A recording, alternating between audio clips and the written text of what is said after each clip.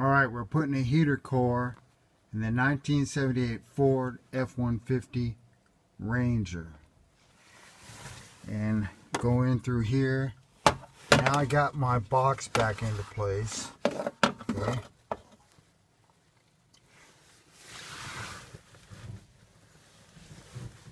And it's on the bottom.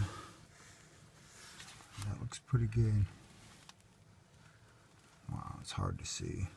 So dark. Oh, there you can see something.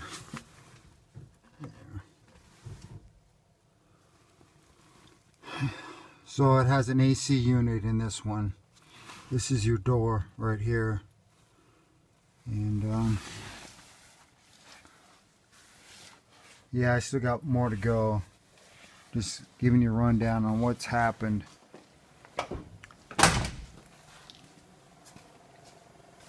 So to put it back together on the outside, I still got to go here. We'll get new heater hoses there. But I had to put those two AC lines back into place, which I still got one left to hook up over there. But to make that happen, I had to take my air cleaner off to get it done. Transmission dipstick tube is also out. And I got to this point, and I guess it's pretty apparent that I should really get in here and do some cleaning. It looks like vacuuming, and get the carburetor all shiny again, looking good. Wow, because otherwise it basically looks like a fire hazard right now. And so I better do something about that. It's got a lot of wheat chaff on top, oil soaked.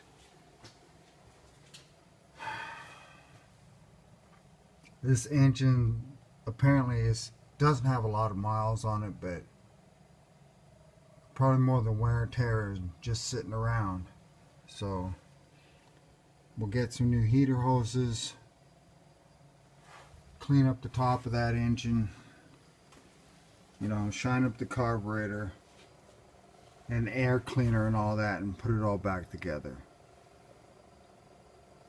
So yeah, might as well take off the old heater hoses now too while I'm at it.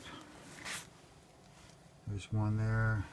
Oh, we were wondering why that looped around, but as you can see from the factory, it would come out of there and up there, and it's supposed to go right next to this.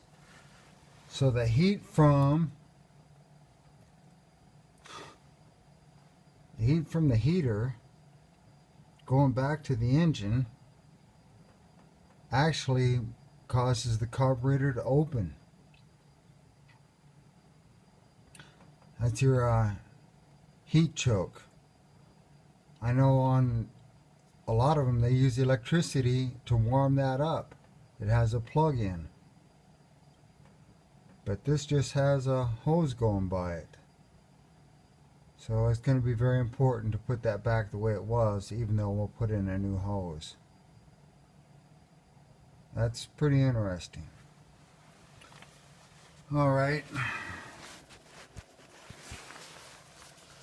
So that's it from John Rudy at Rudy Racing.